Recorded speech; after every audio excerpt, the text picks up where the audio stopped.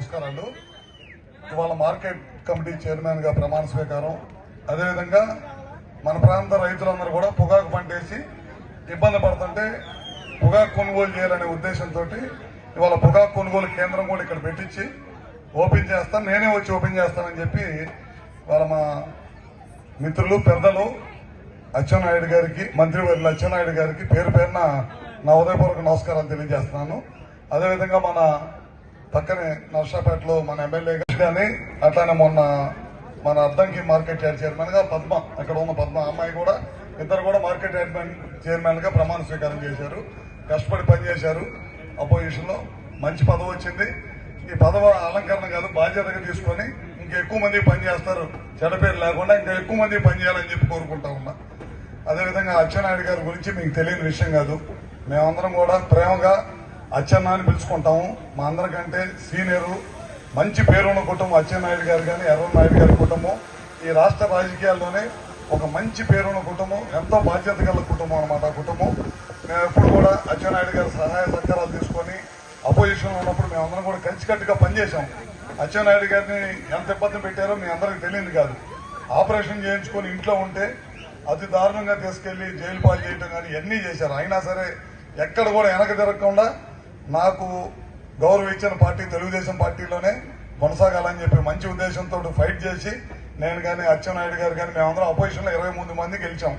దాదాపు 4 వెళ్ళిపోయారు. మేము 18 మంది ఉండేవాళ్ళమే. ప్రతిరోజు అసెంబ్లీకి వెళ్ళేవాళ్ళమే.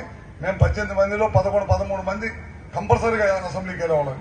అవతల వాళ్ళు 154 మంది ఉండి మా మేనకు వచ్చి పైన పడుతున్నా సరే తట్టుకొని ఫైట్ చేసి మళ్లీ తెలుగుదేశం అధికారంలో రావడానికి అచ్చెన్నాయుడు గారి నాయకత్వంలో అపోజిషన్ లో పనిచేశాం. మేమందరం కూడా ఆయన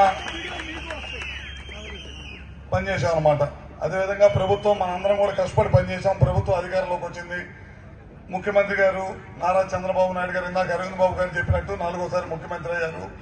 మనం ఎలక్షన్ ముందు చెప్పినట్టు ఏ కార్యక్రమాలు చేస్తా ఉన్నాము అవన్నీ చేసుకుంటూ వెళ్తా ఉన్నాం. ముఖ్యంగా మొదటి రోజే పెన్షన్ ఇచ్చే కార్యక్రమం తీసుకున్నాడు మన ముఖ్యమంత్రి గారు. 3000 ఉన్న పెన్షన్ ని ఒక సంతకంతో 4000 చేశారు. కొంతమందికి 6000 ఇచ్చారు, కొంతమంది 10,000 ఇస్తున్నాం. అసలు పూర్తిగా ఇబ్బంది పడి ఉన్న వాళ్ళకి 15,000 ఇస్తా ఉన్నాం. నాకు తెలిసి భారతదేశంలో ఒక్క పెన్షన్ల మీద 33,000 కోట్ల రూపాయలు ఖర్చు పెడుతున్న రాష్ట్రం ఏదైనా ఉందంటే అది ఆంధ్ర రాష్ట్రం. నారా చంద్రబాబు నాయుడు గారు అని చెప్పడంలో ఏమాత్రం కూడా సందేహం లేదు. అదేవిధంగా మనం తల్లికి వందనం అనే కార్యక్రమం తీసుకున్నాం. పిల్లలకి చదువుకోవడానికి డబ్బులు వేస్తామని చెప్పాం.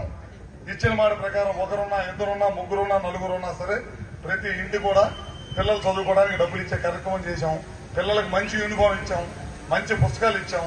గత ప్రభుత్వం లాగా జగన్ బొమ్మలు వేసుకునే పుస్తకాలు మనమైతే ఇవ్వాల. పిల్లలు బాగా చదువుకోవాలంటే మంచి వాతావరణంలో వాళ్ళు పెరగాలి, మంచి విద్యార్థుల్ని తయారు చేయాలి తల్లిదండ్రులనే ఉద్దేశంతో లోకేష్ గారు మంచి పుస్తకాలు ఇవ్వటం కానీ, బ్యాగులు ఇవ్వటం కానీ, మంచి క్వాలిటీ బ్యాగులు ఎక్కడ కూడా రాజకీయ నాయకులు ఫోటోలు లేకుండా ఇచ్చారు. మీ అందరూ కూడా చూడండి పిల్లలకి. అదేవిధంగా మనం గ్యాస్ ఇస్తామని చెప్పాము, ఇస్తున్నాం.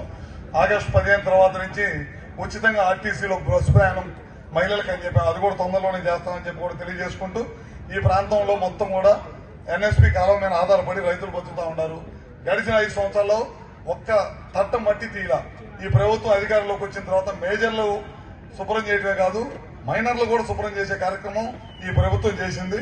మన కాన్స్టిట్యున్సీకి ఒక్కదానికి 3 కోట్ల రూపాయలు ఖర్చు పెట్టి కాలువలన్నీ కూడా రిపేర్ చేసి, కాలువలు వదిలినప్పుడు రైతులు రోడ్డు మీద కాలువల మీద తిరగకుండా వ్యవసాయానికి డైరెక్ట్ గా పొలాలకి నీళ్లు అందాలనే ఉద్దేశంతో దాదాపు 3 కోట్ల రూపాయల పైన ఖర్చు పెట్టి మొత్తం కాలువలు కూడా శుభ్రం చేసే కార్యక్రమం అన్ని కూడా చేశాం.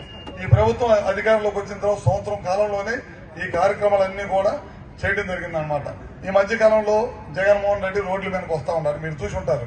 ఎందుకంటే వాళ్ళ పార్టీ మీద నమ్మకం లేక వాళ్ళ కార్యకర్తలే పక్క పార్టీల వైపు చూస్తున్న ఉద్దేశంతో ఎప్పుడో ప్యాకెట్లోనో లేకపోతే బెట్లోనో బెట్టింగ్లు పెట్టుకునే చనిపోయిన వాళ్ళ కుటుంబాల పరామర్శలని పేరు పెట్టుకొని ఆ పరామర్శల ద్వారా పల్నాడు గ్రామంలోకి వస్తా వాళ్ళ కారు కింద పడి చనిపోయిన వాళ్ళ కార్యకర్తను కూడా కనీసం హాస్పిటల్లో చేర్చకుండా పక్కన పడేసి వెళ్ళారు. అది అతని బాధ్యత ప్రజల పట్ల. ఏ ముఖ్యమంత్రి అధికారంలో ఉంటే 10 మంది ప్రజలకు మేలు జరిగిందో అన్ని ప్రజలకు తెలుసు. ఒకసారి అధికారంలో ఇస్తే 5 సంవత్సరాలు అధికారం ఇస్తే 20 సంవత్సరాలు ఈ రాష్ట్రాన్ని బస్టు పట్టించి వదిలిపెట్టాడు. కనీసం మన కారు కింద కాదు, రోడ్డు మీద వెళ్తే ఎవరైనా యాక్సిడెంట్ అయితే చచ్చిపోతే ఆగి మనం అంబులెన్స్ పిలిపించి వెళ్తాం.